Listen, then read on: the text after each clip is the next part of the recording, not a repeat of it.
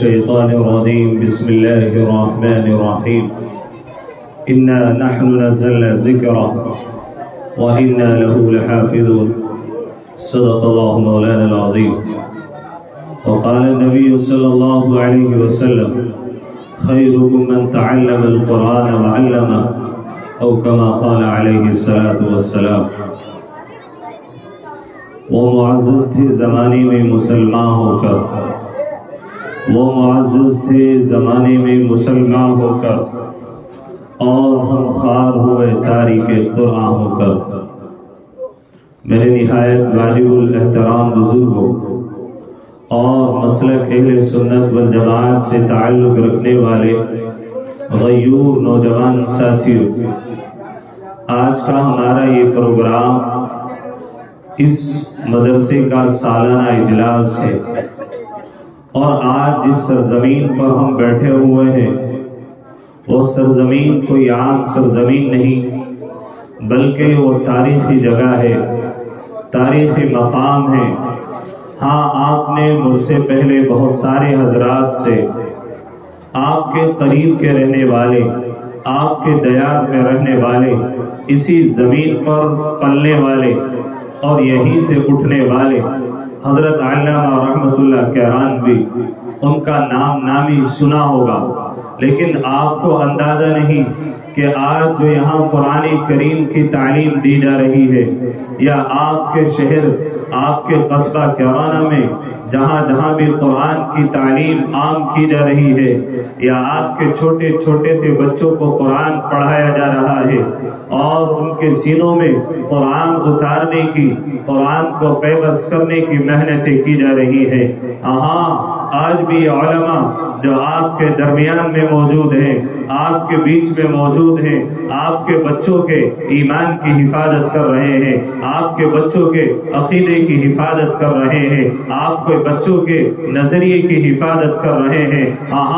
یہ وہی علماء ہیں کہ جب آج سے پہلے 1857 میں جب انگریز ہندوستان کے اندر آیا اور پورے طریقے سے اس ہندوستان کے اوپر قابض ہو گیا، اور تمام کے تمام مذاہب والوں کے تمام یہاں پر جو بھی یہاں پر ہندوستان میں لوگ بستے تھے، انسان بستے تھے، سب کے عقیدے پر زد ڈالنا شروع کیا، سب کو ان کے ایمان سے منحرف کرنا شروع کیا، ان کا دھرم پریورتن کرنا شروع کیا۔ آج تو بدنام مسلمانوں کو کیا جا رہا ہے، اسلام کو کیا جا رہا ہے کہ مسلمان کبھی میٹھی میٹھی باتیں کر کے غیر مسلم بہنوں کو اپنے ایمان کی طرف لا رہے ہیں۔ نانا، تاریخ پڑھو، ہسٹری پڑھو، ہر زمانے میں آپ کو نظر آئے گا کہ آپ کے دھرم پریورتن کے لیے، میرے اور آپ کے ایمان پر ڈاکہ ڈالنے کے لیے، میرے اور آپ کے عقیدے کو چھیننے کے لیے کبھی یہودیوں نے سازشیں کی ہیں، کبھی عیسائیوں نے سازشیں کی ہیں۔ ارے تمام کے تمام لوگوں کو تو احسان مند ہونا چاہیے تھا ان علماء کا، ان اللہ والوں کا، کہ ہندوستان کے باشندوں کو وہ دن یاد نہیں ہے، وہ بات یاد نہیں ہے کہ جب آپ اپنے ایمان سے، آپ اپنے عقیدے سے، آپ اپنے مذہب کو چھوڑ کر کے دین عیسوی کو قبول کر رہے تھے، لوگوں نے تثلیث کا عقیدہ گھڑ لیا تھا، اور تمام کے تمام یہاں کے پنڈت اور یہاں کے پجاری اور یہاں کے علماء پریشان تھے کہ ہماری عوام کو کیا ہو گیا کہ دھڑلے سے اپنے عقیدے کو چھوڑ کر، اپنے مذہب کو چھوڑ کر عیسائیت کو قبول کر رہے ہیں، تثلیث کا عقیدہ رٹ لیتے ہیں۔ اسی ہندوستان کی سرزمین پر جب انگریزوں کا تسلط تھا، انگریزوں نے ایک پادری فینڈرس کو ہندوستان کی سرزمین پر اتارا، اور وہ تمام کے تمام مذاہب کے لوگوں سے کہتا تھا کہ او لوگوں، تم یہاں پر طرح طرح کے مذہب کے ماننے والے لوگ رہتے ہو، آؤ میں تمہیں بتاؤں گا، میرے سے زیادہ علم تمہارے پاس نہیں ہو سکتا، مجھ سے زیادہ جانکاری تمہارے پاس نہیں ہو سکتی۔ اس نے تمام کے تمام سکھوں کا للکارا تھا، تمام کے تمام بدھسٹوں کو للکارا تھا، تمام کے تمام اہل اسلام کو للکار کر کے یہاں پر ایک کتاب لکھی جس کو میزان الحق کہا جاتا ہے، اور اس نے کہا تھا آؤ میں تمہیں بتاؤں گا ایشور کون ہے، آؤ میں تمہیں بتاؤں گا گاڈ کون ہے، آؤ میں بتاؤں گا تمہیں دیوتا کون ہے، تمام کے تمام ہندوستانی باشندے اس کی طرف جا رہے تھے، دین عیسوی کو قبول کر رہے تھے، اور وہ زبردستی ہندوستانی تمام کے تمام باشندوں کے اوپر وراجمان تھے اور اپنے عقیدے کو ان کے ذہن و دماغ میں بٹھا رہے تھے۔ ایسے میں اسی سرزمین کا وہ بچہ، اسی سرزمین سے پلنے پوسنے والا،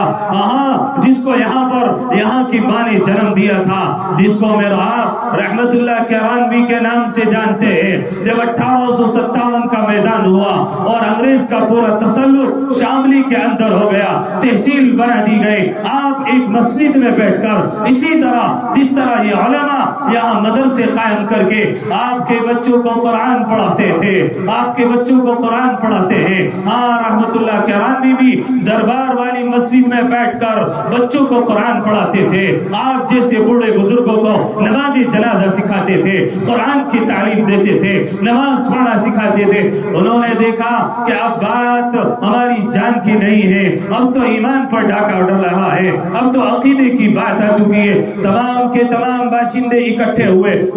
مسلمان نہیں، تمام کے تمام چودھری، دو طرح کے چودھری کیرانے میں پائے جایا کرتے تھے، ایک چودھری عظیم الدین ہوا کرتے تھے اور ایک انہی کے خاندان کے رہنے والے ان کے بھائی جو کہ غیر مسلم ہوا کرتے تھے، وہ آئے مولانا کے پاس اور کہا حضرت اب برداشت نہیں ہوتا، اب ہمارے سے یہ نہیں دیکھا جاتا، اب تک تو ہماری جانوں کی بازی لگا کرتی تھی، اب تک تو ہمیں جانوں کے نذرانے پیش کرنے پڑتے تھے، اب تک تو ہمارے گھروں کو جلایا جاتا تھا، اب تک تو ہماری بیٹیوں کی عزتوں کی عصمت دری کی جا رہی تھی، لیکن اب تو بات ایمان کی آ چکی ہے، اب تو بات مذہب کی آ چکی ہے، اب تو بات عقیدے کی آ چکی ہے۔ حضرت نے کہا بتاؤ کیا کرنا ہے، کہ چلو اٹھو، اپنے کرنل کو پہچانو، اپنے جنرل کو پہچانو۔ چلے گئے تھانہ بھون کی سرزمین پر، وہاں پر قاضی عنایت اللہ ہوا کرتے تھے، قاضی عبد الرحیم صاحب ہوا کرتے تھے، اور وہاں خانقاہ سجائی جایا کرتی تھی، حاجی امداد اللہ مہاجر مکی ہوا کرتے تھے، مولانا قاسم نانوتوی ہوا کرتے تھے، اور حافظ زامن شہید ہوا کرتے تھے۔ ان کے پاس بیٹھے مشورہ ہوا، تمام کے تمام لوگوں نے مشورہ کیا کہ شاملی کے اندر جو تحصیل ہے اس کو تاراج کر دیا جائے، اس کو ختم کر دیا جائے، اور انگریز کی جو طاقت ہمارے یہاں پر آ چکی ہے اس کو ختم کر دیا جائے، اس لیے کہ انگریزوں کے عقیدے سے اب صرف مسلمان ہی نہیں بلکہ غیر مسلم بھی پریشان ہے، سکھ بھی پریشان ہے، بدھسٹ بھی پریشان ہے۔ تمام کے تمام لوگوں نے مشورہ کیا اور کہہ دیا گیا اے رحمت اللہ کیرانوی تجھے کیرانہ کا مہا سنبھالنا ہے، اے مولانا قاسم نانوتوی، حافظ زامن شہید، رشید احمد گنگوہی، تمہیں جو ہے شاملی کا میدان سنبھالنا ہے، اور بڑھانا کے اندر تمام کے تمام جاٹوں کو اکٹھا کر کے وہاں کے فیاض ایک آدمی جو کہ بہت ایماندار نواب ہوا کرتا تھا اس کی تمام قیادت میں دے دیا، اور تمام شاملی کے رہنے والے چودھری موہر سنگھ قاضی عنایت اللہ کے ساتھ جھانسی کی رانی کے ساتھ مشورہ کرنے کے لیے شاملی سے روانہ ہوئے۔ مولانا رحمت اللہ کیرانوی کو جو تمام کی تمام چیزیں سونپی گئی تھی، آپ یہی کیرانے کی جامع مسجد پر کھڑے ہو کر شام کا یہی وقت ہوتا تھا، یہی تاریخ راتیں ہوتی تھی، انگریز کسی بھی آدمی کو پکڑتا تھا تہہ تہہ کر دیا کرتا تھا، اور یہی کیرانے کی سیڑھیوں پر سے، اور یہی کی وہ مندر جو یہاں کی بہت ضخیم مندر ہے، بہت پرانی مندر ہے، وہاں سے آپ کے غیر مسلم بھائیوں کے یہاں سے تمام پادری کالر پکڑتے تھے اور یوں کہتے تھے آؤ ہم تمہیں بتائیں گے سچا دین کیا ہے، سچا مذہب کیا ہے۔ رحمت اللہ کیرانوی اٹھے، کیرانہ کی جامع مسجد پر اکٹھے ہوئے، اسی رات کی تاریکی کی طرح جس طرح آج یہاں اللہ والوں کے بلاوے پر، ان علماء کے بلاوے پر یہاں پر بیٹھے ہوئے ہیں، تمام کے تمام مذاہب والے یہ کہتے ہوئے دوڑتے ہوئے جاتے تھے چلو ملک خدا کا ہے اور حکم مولوی رحمت اللہ کیرانوی کا ہے، مولوی رحمت اللہ کیرانوی جو کچھ کہہ دے گا ہم اس کی بات پر لبیک کہہ دیں گے۔ یہ بات کہنے والے عبداللہ عبد الرحمان نہیں ہوا کرتے تھے، یہ بات کہنے رامپال ہوا کرتے تھے، یہ بات کہنے والے مہندر سنگھ ہوا کرتے تھے، یہ بات کہنے والے بڑے بڑے چودھری ہوا کرتے تھے۔ آج تو ہمارے ملک میں نفرت کی فضا لگی ہوئی ہے۔ ایک وقت کا ہندوستان یہ تھا کہ متحد ہو کر انگریز کے خلاف مسلمان اور غیر مسلم کھڑے ہوئے تھے اور تمام کے تمام لوگوں کے مذہب کی حفاظت کرنے کے لیے یہاں کا شیر، یہاں کا وہ بہادر، یہاں کا وہ جرنیل مولانا رحمت اللہ کیرانوی میدان میں آیا تھا۔ اللہ اکبر، اللہ اکبر، رحمت اللہ کیرانوی، مولانا رحمت اللہ کیرانوی، علماء دیوبند، علماء دیوبند، مولانا مفتی زبیر شامی میدان سجا اور للکارا گیا انگریز کی طرف سے۔ پادری فینڈرس نے کہا کہ ہے کوئی ہندوستان کی سرزمین پر جو میرا مقابلہ کرے، میرے سوالوں کا جواب دے۔ تمام کے تمام لوگوں نے کہا حضرت ہم نے نعرہ دیا ہے ملک خدا کا، حکم مولوی رحمت اللہ کیرانوی کا، جاؤ اور جا کر کے مقابلہ کرو، جاؤ۔ اس پادری فینڈرس نے للکارا ہے۔ اب بات ایمان کی آ رہی ہے، اب بات عقیدے کی آ رہی ہے، اب بات نظریے کی آ رہی ہے، جاؤ مقابلہ کرو۔ چیلنج دیا گیا پادری فینڈرس کی طرف سے کہ ہے کوئی ہندوستانی باشندہ جو مجھ سے مقابلہ کرے، مجھ سے مناظرہ کرے، مجھ سے ڈیبیٹ کرے۔ مولانا رحمت اللہ کیرانوی نے کہا کہ او پادری فینڈرس، ابھی یہاں محمد رسول اللہ کے ماننے والے زندہ ہیں، ابھی یہاں پر ایک دوسرے کے ساتھ کاندھے سے کاندھا ملا کر چلنے والے لوگ زندہ ہیں۔ ہاں میں تیرے سے مقابلہ کرنے کے لیے تیار ہوں۔ مولانا رحمت اللہ کیرانوی کیرانہ سے نکلے اکبر آباد، جس کو آج کے زمانے میں آگرہ کہا جاتا ہے، اس کو زمانے میں اکبر آباد کہا جاتا تھا، پہنچ گئے۔ پادری فینڈرس نے 3 دن کا مناظرہ کیا، 3 دن کی ڈیبیٹ جو ہے منتخب ہو گئی۔ رحمت اللہ کیرانوی میدان میں آئی۔ پادری فینڈرس اپنے تمام کے تمام شاگردوں کو بھیجتا رہا اور کہتا رہا آؤ مقابلہ کرو۔ پادری فینڈرس سے مولانا رحمت اللہ کیرانوی نے مقابلہ کیا، مناظرہ کیا، جتنے سوال کیے سوالوں کے جوابات دیے۔ اب پادری فینڈرس تاب نہ لا سکا، ہندوستان کو تیسرے دن خیر آباد کہہ گیا اور جا کر کے مسلمانوں کا جو خلیفہ اس زمانے میں ترکی میں ہوا کرتا تھا اور مسلمانوں کی خلافت عثمانیہ ہوا کرتی تھی، اس کا جو خلیفہ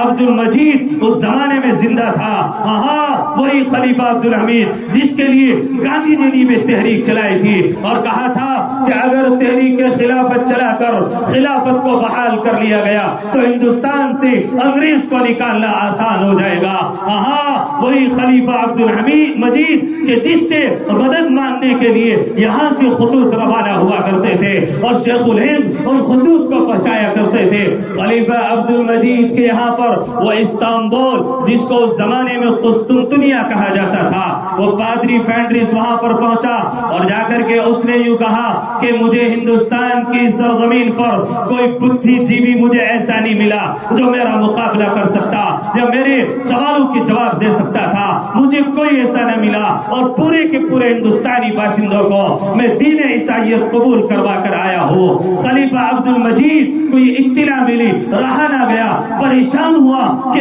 یہ کیسے ہو سکتا ہے، ہندوستان کی سرزمین پر ایسے جھیالے موجود ہیں، ایسے رسول اللہ کے ماننے والے موجود ہیں، ایسے اکابر اولیاء اللہ موجود ہیں، ان کے ہوتے ہوئے یہ ہو جائے کہ تمام کے تمام ہندوستانی باشندے دین عیسویت کو قبول کر لیں، یہ نہیں ہو سکتا۔ اس زمانے میں لوگ حج کرنے کے لیے جایا کرتے تھے، حجاز مقدس میں ہندوستان کا قافلہ گیا اور یہاں پر جب انگریز سے مقابلہ کیا، مناظرہ کیا، رحمت اللہ کیرانوی نے آپ کے خلاف وارنٹ جاری ہوئے، آپ آگرہ سے کیرانہ میں تشریف لائے، آپ کو پکڑنے کے لیے پولیس نے تمام کی تمام کوششیں لگا دی، تمام کی تمام توجہات رحمت اللہ کیرانوی کے اریسٹ ہونے پر لگا دی۔ آپ رات کی اس تاریکی رات میں چھپ چھپاتے ہوئے پنجیب کے راستے سے سورت گئے اور سورت سے آپ نے حجاز مقدس کا سفر اختیار کیا۔ حجاز مقدس پہنچ گئے، قافلے پہنچے،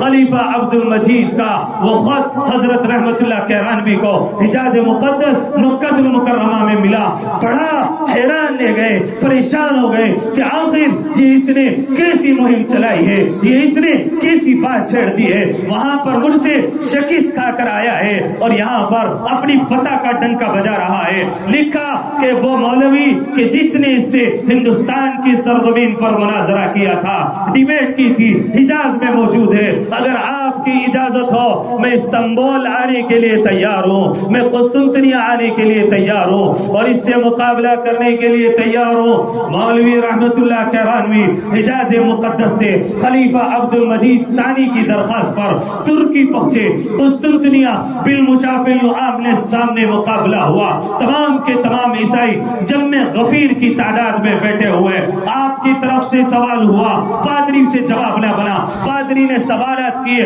اور کہا کہ تثلیث کا عقیدہ مانو، خدا تین ہے، کہا نانا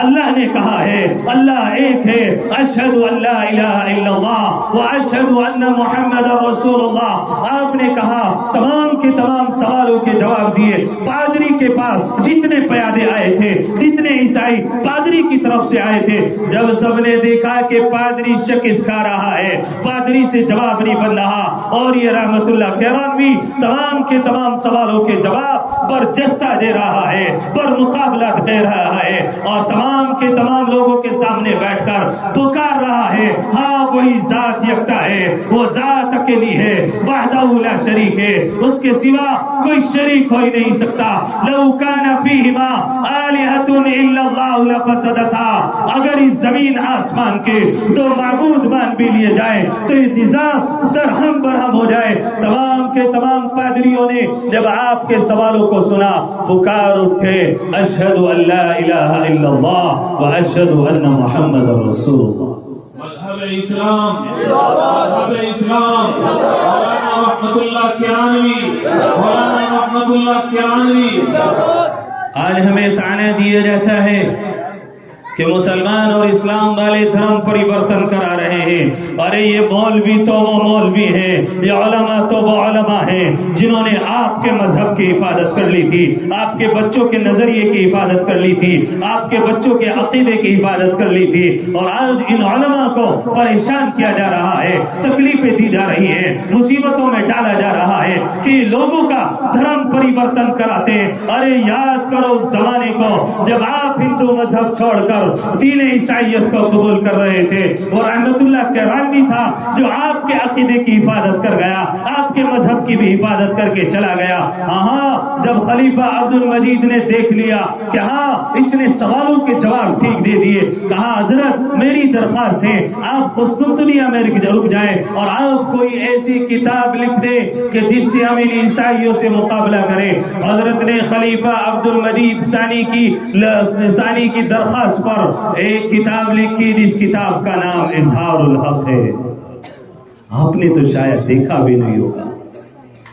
آپ نے تو شاید پڑھنے کی کوشش بھی نہیں کی ہوگی، آپ نے اس کتاب کو چھونے کی کوشش بھی نہیں کی ہوگی۔ ہاں جہاں سے یہ دین چلا ہے، جہاں سے یہ چشمہ پھوٹا ہے، آج وہیں پر حرم کی لائبریری میں جہاں پر آپ حاجی لوگ طواف کرتے ہیں اور طواف کرنے کے بعد جب باب سلام سے باہر نکلتے ہیں 14 نمبر گیٹ سے 4 نمبر گیٹ سے جب آپ اوپر حرم کی لائبریری میں جاتے ہیں، اس لائبریری میں آج بھی اسی رحمت اللہ کیرانوی، اسی کیرانے کا رہنے والا وہ جیالہ، اس کی مارکت العرا کتاب حرم کے اندر لائبریری میں موجود ہے اور پڑھی جاتی ہے۔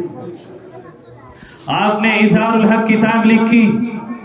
خلیفہ عبد المجید ثانی نے اس زمانے میں تمام کی تمام زبانوں میں اس کتاب کو لکھوایا اور پوری دنیا میں جہاں تک جا سکتی تھی اس معرکۃ العرا کتاب کو تقسیم کرا دیا۔ آج وہ کتاب اگر نہیں ہے تو مسلمانوں کے پاس نہیں ہے، آج وہ کتاب نہیں ہے تو کیرانہ کے لوگوں کے پاس نہیں ہے۔ اور آج آپ جاؤ عیسائیوں کی لائبریری دیکھو، عیسائیوں کے مکتب دیکھو، آج بھی وہ رحمت اللہ کیرانوی کی اس کتاب کو اپنی لائبریری میں جگہ دیتے ہیں کہ یہی وہ عالم تھا جو کیرانہ کی سرزمین کا رہنے والا تھا۔ اس نے عیسائی دنیا سے 40 سوال ایسے کیے کہ قیامت تو آ سکتی ہے لیکن عیسائی اس کا جواب نہیں دے سکتے۔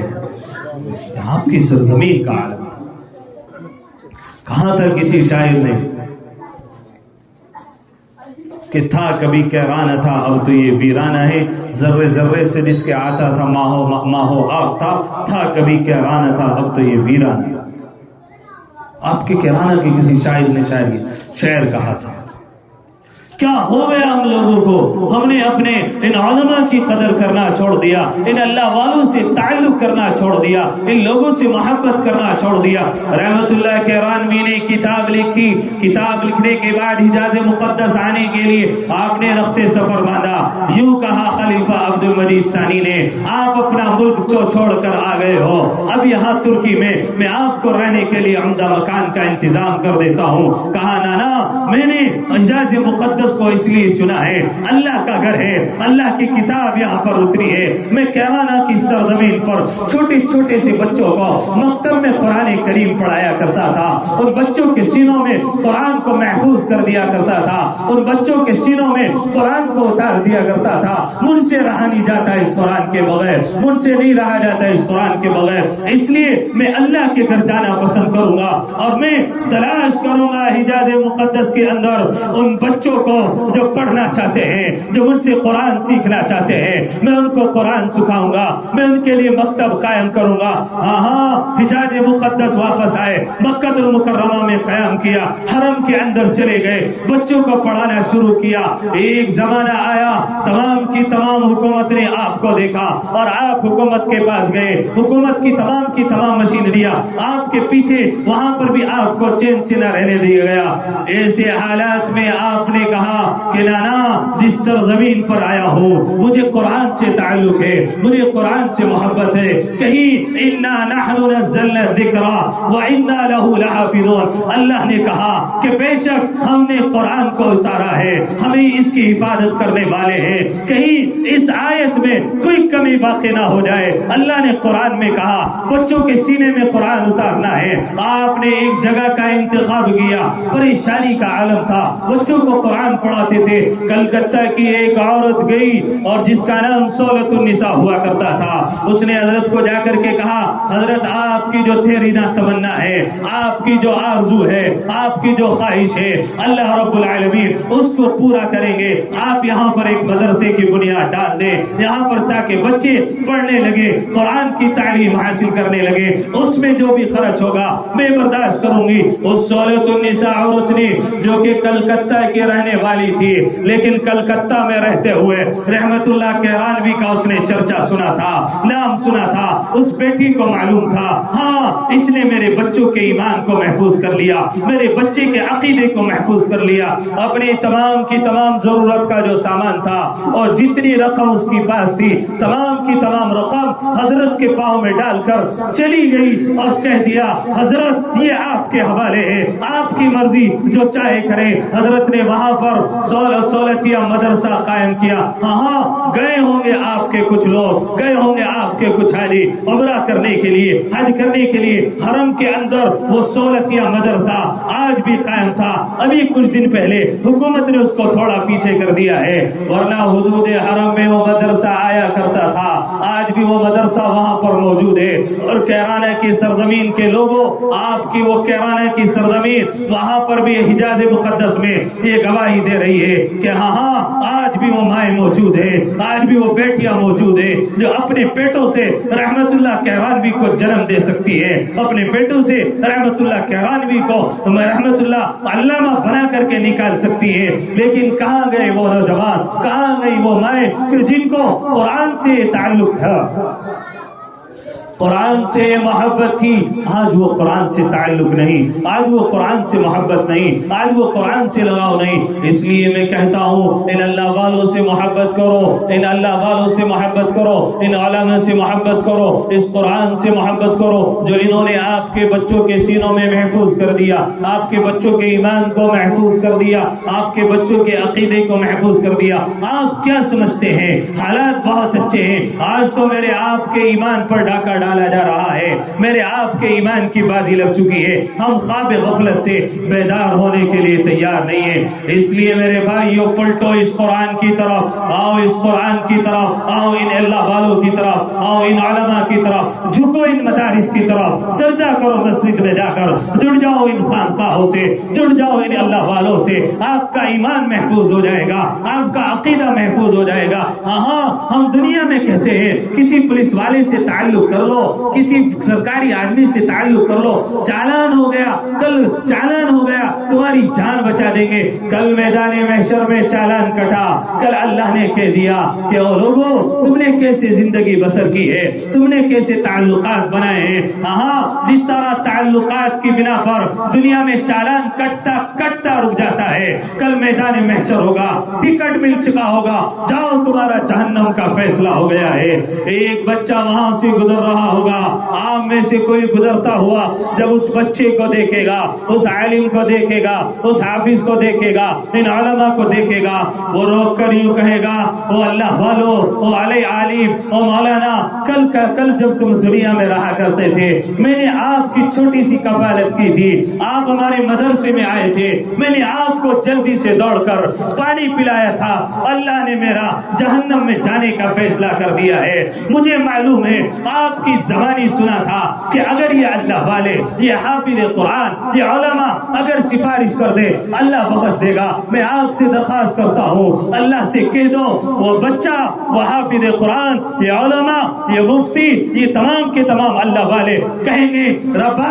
یہ وہی نوجوان ہیں، ربا یہ وہی بزرگ ہیں، ربا یہ وہی بچے ہیں جو ہماری ادنا سی دعوت پر رات کو 11 بجے کیرانہ کی سرزمین پر اپنی تمام کی تمام پریشانیاں، اپنی تمام کی تمام مصیبتیں، اپنے تمام کے تمام کام کاج پیچھے چھوڑ کر ہماری دعوت پر آ گئے تھے، تیری دین کی نسبت سے جمع ہو گئے تھے. اللہ کہیں گے او اللہ والے بتا کیا کرنا ہے کہ ربا جب دنیا میں انہوں نے ہمارا ساتھ نہیں چھوڑا، آج آخرت میں تو کیوں ہمارا ساتھ چھوڑواتا ہے. اللہ کہے گا جا او میرے بندے، جب دنیا میں تمہارے ساتھ کھڑے تھے، آج یہ جہنم میں جانے کا فیصلہ میں کر تو چکا تھا، لیکن جب تو کہہ رہا ہے تمہارے ساتھ میں دنیا میں کھڑے ہوئے تھے، جا تو اس کو اپنے ساتھ میں جنت میں لے جا.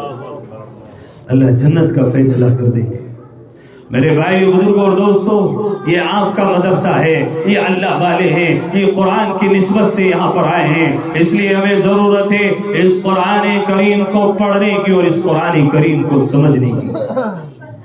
حضرت شیخ الہند رحمۃ اللہ علیہ نے جب مالٹا کی جیل کاٹی،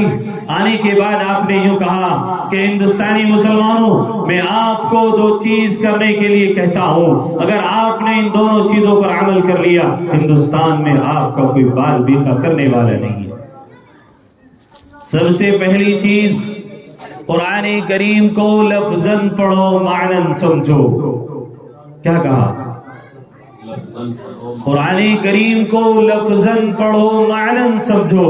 مجھے آپ بتاؤ قرآن کریم کو لفظاً پڑھنے کا کام اور معنی سمجھانے کا کام کیا ان علماء نے کیا نہیں ہے یا آپ کر رہے ہیں؟ یہ علماء آپ کے بچوں کو قرآن لفظاً پڑھا رہے ہیں اور معنی اپنے مسجدوں کے اندر تفسیر کر کے آپ کو قرآن کو معنی سمجھانے کی کوشش کر رہے ہیں، لیکن ہم ہیں کہ سمجھنے کے لیے تیار نہیں. ہاں حضرت نے اس وقت میں 2 نصیحتیں کی تھی کہ ایمان والو، ہندوستانی مسلمانوں، قرآن کو لفظاً پڑھو، معنی سمجھو، اور دوسرے نمبر پر آپس میں اتحاد پیدا کرو، آپس کی نا اتفاقی کو ختم کر دو تو ہندوستان میں تمہارا کوئی بال بیتا کرنے والا نہیں. کیا کہا حضرت؟ کیا کہا؟ قرآن کو لفظاً پڑھو، کیا بھائی؟ معنی سمجھو. دوسرے نمبر پر آپس میں اتحاد اتفاق پیدا کرو. اگر اس قرآن کو لفظاً پڑھ لیا، معنی سمجھ لیا، اس کے احکامات پر عمل کر لیے، کوئی وجہ نہیں اللہ ہمیں عزت نہ دے، کوئی وجہ نہیں اللہ ہمیں مقام نہ دے، کوئی وجہ نہیں اللہ ہمیں سلطنت پر نہ بٹھا دے، لیکن اس قرآن کریم کی احکامات سے ہم نے منہ موڑ لیا ہے. ہاں ہمیں تو ان اللہ والوں سے، ان قرآن کے پڑھانے والوں سے اتنا بھی تعلق نہیں جتنا کہ اس زمانے کی یہودیوں کو ہوا کرتا ہے. ایک کتاب تفسیر طبری جس کو علامہ ابن جریر رحمۃ اللہ علیہ نے لکھا، ان کی حالت زندگی میں لکھا ہے کہ اسی طرح کا ایک مکتب ہوا کرتا تھا. ہم چند ساتھی اس مکتب میں قرآن کریم پڑھا کرتے تھے, وہاں پر حدیث پڑھا کرتے تھے. چند ساتھی تھے. اس زمانے میں مدرسوں میں اس طرح بچوں کی کفالت کا انتظام نہیں ہوا کرتا تھا. بچہ اپنا خرچہ خود برداشت کیا کرتا تھا. وہ لکھتے ہیں کہ ہم مکتب میں پڑھ رہے تھے, ہمارے پاس اب خرچہ نہیں تھا, ہمارے پاس اب توشہ نہیں تھا, ہم پیٹ کیسا بھرتے, اس لیے ہم نے سوچا اب مدرسے کے اوپر بار ڈالنا بیکار ہے, چلو رفتے سفر باندھتے ہیں, جتنا پڑھ لیا کوئی غنیمت ہے, چلو گھر پر چلتے ہیں رفتے سفر باندھ کر. ابھی بستر باندھے ہیں, بیگ لگایا ہے, گلی کوچوں سے گزرتے ہوئے جا رہے ہیں. جس طرح آپ کے پاس میں بھی آپ کے غیر مسلم بھائی رہتے ہیں, آپ کا کوئی دکان کا پڑوسی ہوتا ہے, کوئی مکان کا پڑوسی ہوتا ہے. اس زمانے میں بھی یہودی ہوا کرتے تھے, تو یہودی اس زمانے میں مکتب کے آس پاس رہا کرتے تھے, مدرسے کے آس پاس رہا کرتے تھے. ہاں آج تو مدرسوں کو بدنام کیا جا رہا ہے, اس کے قریب میں رہتے ہیں, پھر نہ جانے مدرسوں کو کیسے کیسے التزامات لگائے جا رہے ہیں. لیکن یہ تمام کے تمام الزام جو مدارس کے اوپر ہیں بے بنیاد ہیں, بے اصل ہے, ان کی کوئی حقیقت نہیں ہے. لیکن آج کا مسلمان بھی ان مدارسوں کو بدنام کر رہا ہے. وہ میں اور آپ بخوبی سمجھ سکتے ہیں کہ ہم کیسے بدنام کر رہے ہیں. علامہ ابن جریر نکلے اپنے چند ساتھیوں کے ساتھ, یہاں پر بستر رکھا ہوا ہے, ہاتھ میں کمبل ہے, جا رہے ہیں. ایک یہودی نے پکڑ کر کے پوچھا کہ اے بچوں تم کہاں جا رہے ہو, کیا وجہ ہے؟ ابھی تو مدرسے کی چھٹی نہیں ہوئی, ابھی تو مکتب کی چھٹی نہیں ہوئی, تم نے اپنے کاندھوں پر بستر لاد لیے, اپنے گاؤں کی طرف جا رہے ہو, وجہ بتاؤ. چہرے پر افسردگی ہے, چہرے پر غم کے آثار نمایاں ہے. پوچھا بتاؤ کیا بات ہے, وجہ کیا ہے؟ بڑے غمزدہ نظر آ رہے ہو. کہا کہ ہمارے پاس کھانے کے لیے اب پیسے نہیں ہیں, ہمارے پاس پیٹ بھرنے کے لیے اب اخراجات نہیں ہیں, اس لیے ہم نے سوچا ہے اب اپنی پڑھائی کو منقطع کرو, اب پڑھائی کو ختم کرو, اپنے گھر پر روانہ ہو جاؤ. جو ہمارے پاس توشہ تھا, جو ہمارے پاس رقم تھی, اب وہ ختم ہو چکی ہے, اب ہم اپنے گھر جا رہے ہیں, مدرسہ ہماری کفالت نہیں کر سکتا. تینوں ساتھی آگے کو بڑھے. اس یہودی نے کہا نانا آپ پڑھنے والے ہیں, مہمانان رسول ہیں, ہاں وہ بھی جانتے تھے ان اللہ والوں کی قدر, وہ بھی جانتے تھے ان مہمانان رسول کی قدر. اس نے کہا نانا پیسے کی وجہ سے, اپنے اخراجات کی وجہ سے پڑھائی کو آپ ختم مت کرو, میں آپ کی کفالت کرنے کے لیے تیار ہوں. آپ کو جو خرچہ چاہیے, یہ جو آپ کو جو پیسہ چاہیے, یہ جو آپ کو جو سامان چاہیے میں فراہم کروں گا, آپ مدرسے میں واپس جاؤ. وہ مدرسے میں واپس گئے, پڑھنا شروع کیا.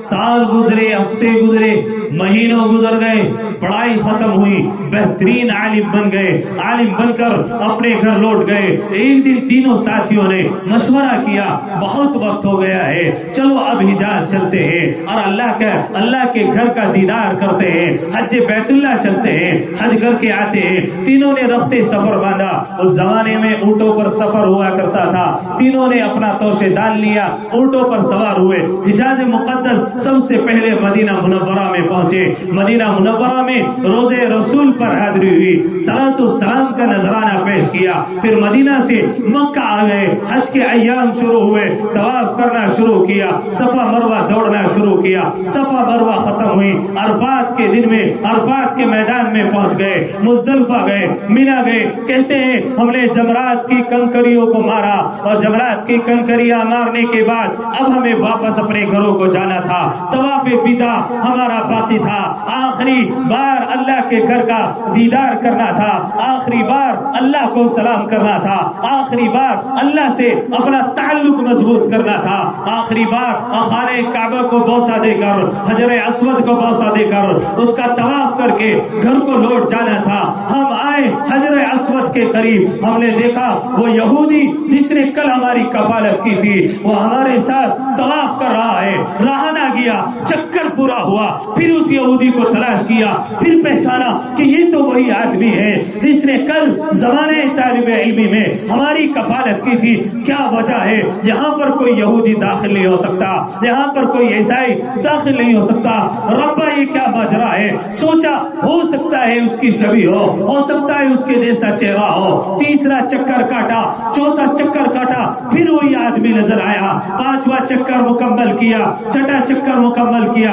सातवां चक्कर मुकम्मल करने के बाद तीनों साथियों ने मशवरा किया कि हो कुछ भी, इस आदमी के पीछे जाना है, पूछना है आखिर माजरा क्या है, वो यहाँ पर कैसे पहुंच गया है। तीनों गए, उसके पीछे पीछे हो लिए। वो अपने घर पर जा रहा था, अपने मकान पर जा रहा था। वो गया, अंदर दस्तक दी, अंदर से आवाज आई, कौन? अंदर दाखिल हुआ, सलाम किया। इन तीनों से रहा ना गया, बर्दाश्त ना हुआ, बड़ी परेशानी के आलम में थे, बड़ी मोहब्बत से उसके पीछे आ रहे थे। दरवाजा खटखटाया और कहा हम आपसे मुलाकात करना चाहते हैं। उसने दरवाजा खोला, अंदर दाखिल कराया, रहा ना गया, कहा अब बर्दाश्त नहीं होता, आप तो यहूदी थे, आप तो दूसरे मजहब के मानने वाले थे, आपको खाने काबा में देखा है, अरफात मुजदलफा में देखा है, मिना में देखा है, जमरात को कंकरिया मारते हुए देखा है, तवाफे विदा में सातों चक्करों में हम आपने आपको देखा है। माजरा बताओ, यहाँ आने की क्या सूरत बनी है, यहाँ आने की वजह क्या बनी है? उस यहूदी ने कहा कि जिस दिन तुमने रफ्ते सफर बांधा था, अपनी पढ़ाई को मुनक़ता किया था और अपने कांधे पर तुम बिस्तर डालकर अपने गांव में सिर्फ इस वजह से कि पेट भरने के लिए आपके पास खाना नहीं था, खर्च उठाने के लिए आपके पास पैसा नहीं था, आप सिर्फ खर्च की वजह से अपनी पढ़ाई छोड़कर जा रहे थे। मैंने तौरात में पढ़ा था कि बेहतरीन सदका तलबा पर खर्च कर देना है, बेहतरीन सदका अल्लाह वालों पर खर्च कर देना है। मुझसे रहा ना गया, मैंने आपके खर्च को बर्दाश्त किया। जब आपने अपनी तालीम मुकम्मल की, आप अपने घरों को रवाना हुए। एक रात में अपने घर में सोया हुआ था। रात में जब मैं सोया, आपके मेरे आका हजरत जनाब रसूलुल्लाह सल्लल्लाहु अलैहि वसल्लम मेरे ख्वाब में आए और आकर के यूं कहा कि ओ अल्लाह के बंदे, मैं तुझे ईमान की बशारत देता हूँ, मैं तुझे कलमे की बशारत देता हूँ। मैं सुबह को उठा, बीवी के पास गया और डरते डरते मैंने अपनी बीवी से ख्वाब बयान किया कि कल रात जब मैं सोया, मेरे ख्वाब में मुसलमानों के पैगंबर हजरत जनाब रसूलुल्लाह सल्लल्लाहु अलैहि वसल्लम आए हैं और उन्होंने आकर मुझे ईमान की बशारत दी है। उस बीवी ने फौरन कहा, नाना ये ख्वाब आपने नहीं देखा, ये ख्वाब तो रात मैंने भी देखा है और मोहम्मद ने ईमान की बशारत रात को ख्वाब में मुझे भी दी है। दोनों मियां बीवी, दोनों वालिदैन बच्चों की तरफ गए। वो यहूदी कहता है, हाँ मेरे 17 बच्चे थे, हम अपने 17 बच्चों के पास बारी बारी गए, पूछा बेटा रात हम दोनों ने ख्वाब देखा है कि मोहम्मद रसूलुल्लाह ने हमें ईमान की बशारत दी है। तो वो कहने लगे, वालिदा, वालिद साहब, ये ख्वाब आपने नहीं बल्कि आज ये ख्वाब हमारे पूरे के पूरे घर ने देखा है। तमाम के तमाम ने जब एक दूसरे को ख्वाब बयान किए और अपनी बात ईमान ख्वाब की बताई, तमाम के तमाम ने जब सुबह को